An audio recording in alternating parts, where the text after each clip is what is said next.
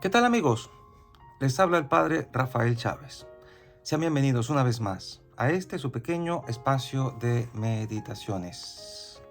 Estamos a jueves 8 de diciembre y hoy la iglesia celebra con gran gozo la solemnidad de la Inmaculada Concepción de la Bienaventurada Virgen María. Me alegro en el Señor con todo el alma y me lleno de júbilo en mi Dios, porque me revistió con vestiduras de salvación y me cubrió con un manto de justicia, como la novia que se adorna con sus joyas.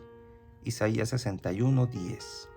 En el nombre del Padre, del Hijo y del Espíritu Santo. Amén.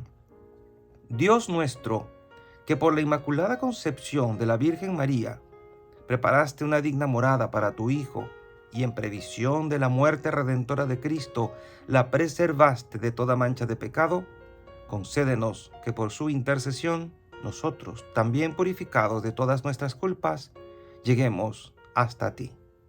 Por nuestro Señor Jesucristo, tu Hijo, que vive y reina contigo en la unidad del Espíritu Santo, y es Dios por los siglos de los siglos. Amén. Pues bien, hoy la liturgia nos presenta una pequeña ruptura con el ambiente de Adviento para ponerlo todo solemne. Hoy podemos usar vestiduras blancas o doradas para darnos cuenta de que estamos en un día muy especial. Y es que María tenía, pues digamos que ser diferente en esto a todas las demás mujeres, dado que iba a ser la madre de aquel que vencería el pecado, la muerte, y se iba a enfrentar con Satanás mismo. Por eso tenemos como primera lectura al libro del Génesis, capítulo 3, versículo 9 al 15 y versículo 20. Después de que el hombre y la mujer comieron del fruto del árbol prohibido, el Señor Dios llamó al hombre y le preguntó: ¿Dónde estás? Este le respondió: Oí tus pasos en el jardín y tuve miedo, porque estoy desnudo, y me escondí. Entonces le dijo Dios: ¿Y quién te ha dicho que estabas desnudo? ¿Has comido acaso del árbol del que te prohibí comer? Respondió Adán: La mujer que me diste por compañera me ofreció del fruto del árbol, y comí. El Señor Dios dijo a la mujer: ¿Por qué has hecho esto? Repuso la mujer: La serpiente me engañó, y comí. Entonces dijo el Señor Dios a la serpiente: Porque has hecho esto, serás maldita entre todos los animales y entre todas las bestias salvajes. Te arrastrarás sobre tu vientre y comerás polvo todos los días de tu vida. Pondré enemistad entre ti y la mujer, entre tu descendencia y la suya, y tu descendencia le aplastará la cabeza, mientras tú tratarás de morder su talón. El hombre le puso a su mujer el nombre de Eva, porque ella fue la madre de todos los vivientes. Palabra de Dios. Te alabamos, Señor. Salmo 97. Cantad al Señor un cántico nuevo, porque ha hecho maravillas. Cantad al Señor un cántico nuevo, porque ha hecho maravillas. Su diestra le ha dado la victoria, su santo brazo. Cantad al Señor un cántico nuevo, porque ha hecho maravillas. El Señor da a conocer su victoria, revela a las naciones su justicia. Se acordó de su misericordia y su fidelidad en favor de la casa de Israel. Cantad al Señor un cántico nuevo, porque ha hecho maravillas. Los confines de la tierra han contemplado la victoria de nuestro Dios. Aclama al Señor tierra entera. Gritad, vitoriad, tocad. Cantad al Señor un cántico nuevo, porque ha hecho maravillas. La segunda lectura está tomada de la carta del apóstol San Pablo a los Efesios, capítulo 1, versículos del 3 al 6 y del 11 al 12. Bendito sea Dios, Padre de nuestro Señor Jesucristo, que nos ha bendecido en Él con toda clase de bienes espirituales y celestiales. Él nos eligió en Cristo antes de crear el mundo, para que fuéramos santos e irreprochables a sus ojos por el amor. Y determinó, porque así lo quiso, que por medio de Jesucristo fuéramos sus hijos, para que alabemos y glorifiquemos la gracia con que nos ha favorecido por medio de su Hijo amado. Con Cristo somos herederos también nosotros, para esto estábamos destinados, por decisión del que lo hace todo según su voluntad, para que fuéramos una alabanza continua de su gloria, nosotros, los que ya antes esperábamos en Cristo. Palabra de Dios. Te alabamos, Señor. Y el Evangelio de hoy está tomado de Lucas capítulo 1, versículos del 26 al 38. En aquel tiempo, el ángel Gabriel fue enviado por Dios a una ciudad de Galilea llamada Nazaret, a una virgen desposada con un varón de la estirpe de David, llamado José. La virgen se llamaba María. Entró el ángel a donde ella estaba y le dijo: «Alégrate, llena de gracia, el Señor está contigo». Al oír estas palabras, ella se preocupó mucho y se preguntaba qué querría decir semejante saludo. El ángel Gabriel le dijo: «No temas, María, porque has hallado gracia ante Dios. Vas a concebir y a dar a luz un hijo, y le pondrás por nombre Jesús. Él será grande y será llamado Hijo del Altísimo. El Señor Dios le dará el trono de David, su padre, y él reinará sobre la casa de Jacob por los siglos, y su reinado no tendrá fin». María le dijo entonces al ángel: «¿Cómo podrá ser esto, puesto que yo permanezco virgen?». El ángel le contestó: «El Espíritu Santo descenderá sobre ti, y el poder del Altísimo te cubrirá con su sombra. Por eso el santo que va a nacer de ti será llamado Hijo de Dios. Ahí tienes a tu parienta Isabel, que a pesar de su vejez ha concebido un hijo, y ya va en el 6º mes, la que llamaban estéril, porque no hay nada imposible para Dios». María contestó: «Yo soy la esclava del Señor, cúmplase en mí lo que me has dicho».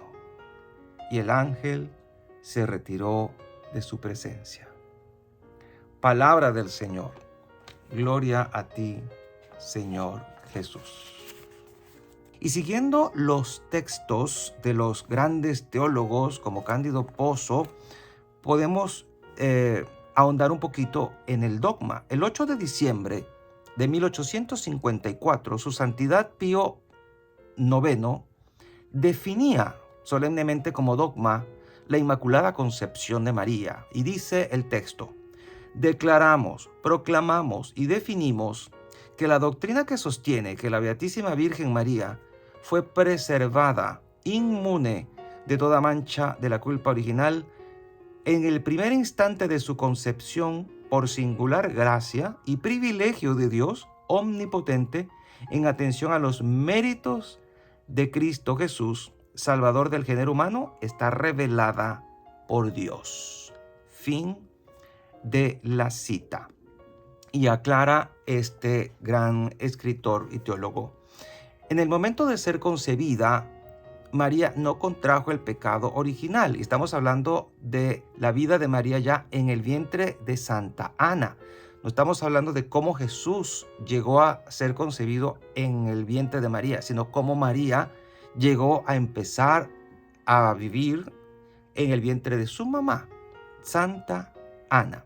Entonces, repito, María no contrajo el pecado original heredado del pecado de los primeros padres. Y por eso la liturgia de hoy comenzaba con el relato bíblico de el pecado original de Adán y Eva.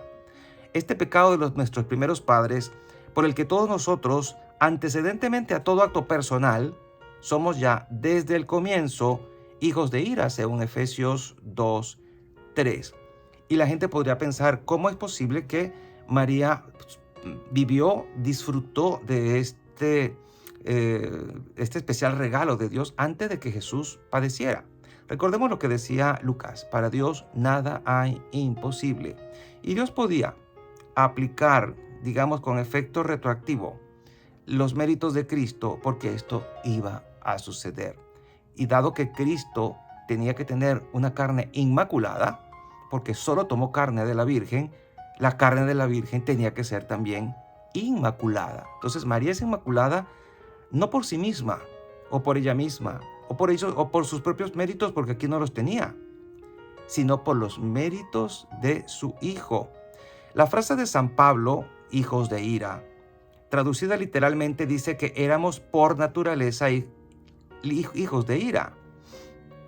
Pero esto no tiene el sentido metafísico de lo que se es esencialmente, ni de algo que afecta totalmente a todo nuestro ser, corrompiéndolo plenamente, sino el sentido histórico de lo que se es desde que se comienza a existir. Valga la pena recordar que la naturaleza humana, después del pecado original, quedó herida, mas no destruida. Estar herido no es estar muerto. Estar herido no es estar ya aniquilado, es solo herido. Entonces es bueno recordar esto. Esta situación, como se dijo, es una herencia, la herencia de Adán. Así lo afirma expresamente San Pablo. Por esto, como por un solo hombre entró el pecado en el mundo, y por el pecado la muerte, y así a todos los hombres alcanzó la muerte, porque todos pecaron, dice Romanos 5:12. Entonces la frase final, porque todos pecaron, no se refiere a pecados personalmente cometidos por los hombres, ya en uso de razón y con plena voluntad, sino al mismo pecado de Adán, en cuanto transmitido a todos sus descendientes. Ahora bien, hemos tenido interés de recordar la doctrina sobre el pecado original para tomar conciencia del estado del pecado en que nacemos. Pero realmente María fue preservada de todo esto, y lo repito, en virtud de los méritos de su Hijo Jesucristo. Convenía que Jesús tuviese una madre inmaculada, puesto que solo de ella tomó carne. María era limpia, la purísima, para que Jesús pudiera tener una carne limpísima y purísima. Entonces, ¿qué nos debe recordar esto? Primero, que Jesús vino a nosotros y se hizo hombre como nosotros para luchar con el pecado. Convenía tener una madre que estuviera limpia de todo pecado. En segundo lugar, nos recuerda que estamos hechos de barro y que todos nacemos con ese pecado, y que solo una mujer, en virtud de los méritos de su Hijo, no lo contrajo, que es Santísima Virgen María, y que se mantuvo así durante todo el tiempo de su vida hasta que fue llevada al cielo. Toda la vida de María es un recordatorio de lo que nosotros estamos llamados a vivir. Si bien nacemos con pecado, ella no, pues estamos llamados a luchar contra el pecado en Cristo para vernos libres de este mal y poder así tener acceso al cielo, a donde ella y Jesús nos están esperando. Celebrar la Inmaculada Concepción de la Virgen María es, en cierta manera, pues celebrar también la victoria de Jesús sobre el pecado y sobre la muerte, y que Jesús quiere triunfar sobre ese pecado en ti y en mí. Simplemente dejemos que esto suceda. Dejemos que el Señor acabe con todo el mal que puede estar afectándonos interiormente y exteriormente, porque el pecado tiene también consecuencias en el mundo visible. Que Dios bendiga a todos aquellos que creen firmemente que esto es así. Es parte de la doctrina de la Iglesia, es parte de la revelación bíblica. Por eso es un dogma, y cada día estamos llamados a entenderlo mejor. No a cambiarlo, porque no se puede cambiar, eso es revelación, pero sí entenderlo y comprenderlo de una manera más profunda, con más implicaciones en nuestra vida diaria. María es purísima. Nosotros tenemos que procurar llevar una vida lo más cercana posible a esta realidad. Y la bendición de Dios Todopoderoso, Padre, Hijo y Espíritu Santo, descienda sobre cada uno de ustedes y les acompañe siempre. Y seguiremos en contacto, si Dios lo permite, a través de este canal. Chao, chao.